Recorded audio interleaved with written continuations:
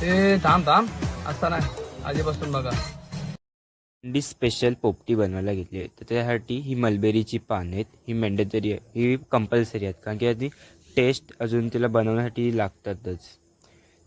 त्यानंतर मग chicken marinate करून घेतले पोपटीसाठी.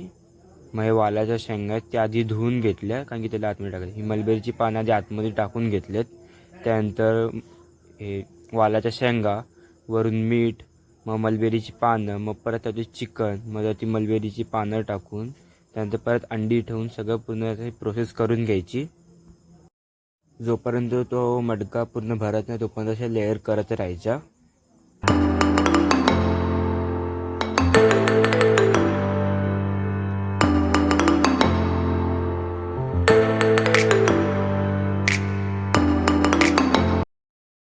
वरून मलबेरीच्या पाण्याने त्याला पूर्ण पॅक करून घ्यायचं. त्याच्यानंतर मग केळ्याच्या पाण्याने त्याला नीट बांधून घ्यायचं. कशाने पण बांधून, तार वगैरे जे असेल त्यांनी बांधून घ्यायचं नीट. पण ह्याला 40 ते 45 मिनटं शिजवायचं असतं.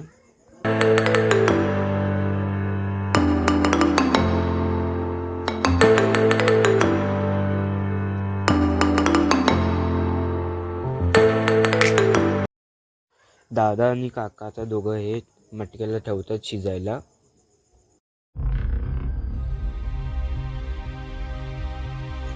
बच्चा पार्टी पूर्ण बघते की कधी हे होते ना आणि कधी खातोय, त्याच्याच वाटेमध्ये आहेत. मग काकानी हे पोपटी काढून घेतली. मग त्याला काढायला घेतलं, जे काही मला त्याची साईडला काढून घेतली ना केळ्याच्या पानं, त्यामुळे सगळं काढून घेतलेलं आहे.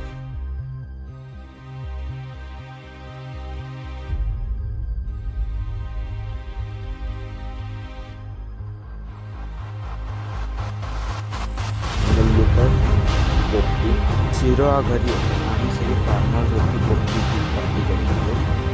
हिरोईनी हे सगळे चिल्लर पार्टी आहेत. मग ते काका झोपलेत ना, दादा आणि माझ्या दादा दोघं हे वेटर बनलेले. काका फोनमध्ये आहेत ना, काकी साईडला बसलेले, ही पाप्पाची परी, काका मामा सगळे बसलेला ना मी.